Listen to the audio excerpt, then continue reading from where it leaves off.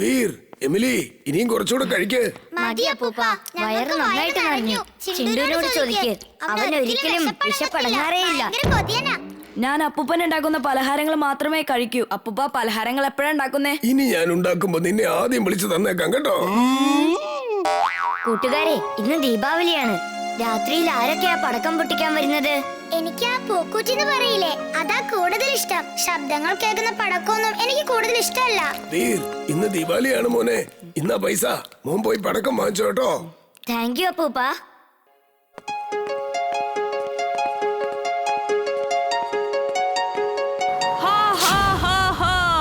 ഞാനാണ് കാൽ.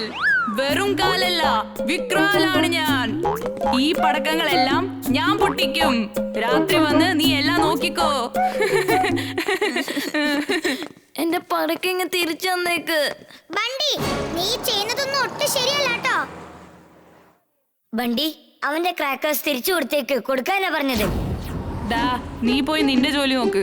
ഇനി ഈ വിക്രാലിനെങ്ങാനും ദേഷ്യം വന്നാലുണ്ടല്ലോ, പിന്നെ നിന്റെ ചാപ്റ്റർ അങ്ങ് ക്ലോസ് ചെയ്ത് കളയും.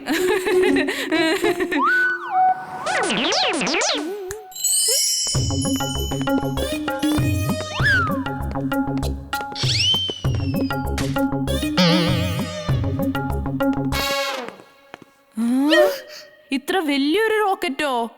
ഈ റോക്കറ്റ് ഞാൻ തന്നെയാണ് കത്തിക്കാൻ പോകുന്നത്. നീ ഇപ്പോഴും തീരെ ചെറിയ കുട്ടിയല്ലേ?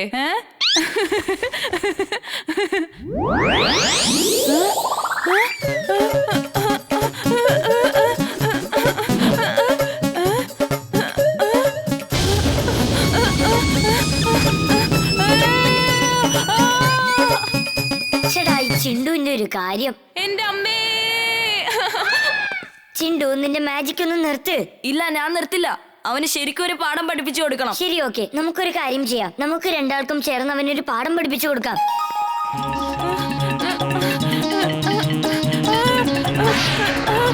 മമ്മി, രക്ഷിക്ക്!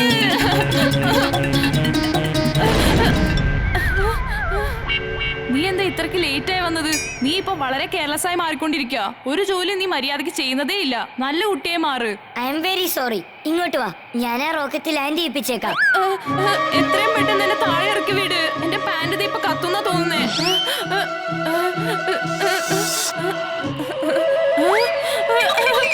റോബോ ബോയ്, രക്ഷിക്ക്! ഞാൻ ശരിക്കും എന്റെ ജോലി ചെയ്യാറില്ല. ഞാൻ നല്ലൊരു കുട്ടി അല്ലേ അല്ല. നീ വളരെ നല്ല ചെക്കനല്ലേ. I am very very sorry. ഞാൻ ശരിക്കും ഒന്ന് വീട്ടിൽ ചെന്ന് ആലോചിക്കട്ടെ എങ്ങനെയൊരു നല്ല ചെക്കനാകുവാന്ന്. Bye bye. ഞാൻ നിന്നെ